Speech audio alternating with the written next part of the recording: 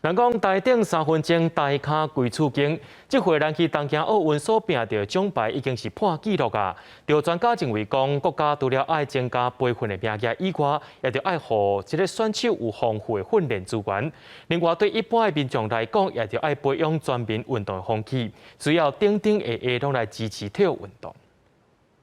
掌握节奏，正到拗手目过球。19岁林昀儒伫咧乒乓的表现，是互世界看到咱台湾选手的实力。2018年台湾体育史上黄金计划内底，小林就是其中一位重要栽培的选手。他会有专属的教练、防护员、物理治疗师、陪练员或是禽收。那他也会有专属的训练比赛器材装备，还有他会提供全面化的运动科学资源。 这3年，台湾计共62亿伫咧黄金计划内底，除了小林同学，包括戴祖颖、李志凯、郭雄顺、甲文珠云等等38个人，11个运动项目拢包括在内。不过，专家认为，咱应该爱跳脱过去简单用体育班来培养精英。这届代表国家出去比赛，计共134位选手，每一位拢是高人，应该拢爱入一个计划内底。 教练呐，是讲你这训练的费用，本来就是国家爱承担的，唔是讲迄38个才有。除了爱改善简单针对特定选手的训练以外，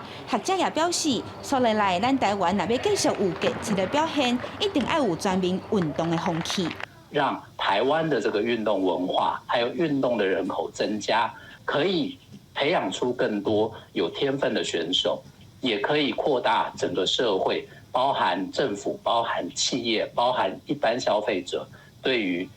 运动员以及运动的热爱跟支持。这届头摆参加奥运就摕到好成绩的少年选手，包括射箭少年兄唐志军、跆拳道少女罗嘉玲、甲木姓具的选手黄晓文等等，拢互台湾的体育界出现新的希望。选手拢望全民运动的风气会当继续，对社会各国家继续互因支持甲鼓励。记者闵振林、许凯台北报道。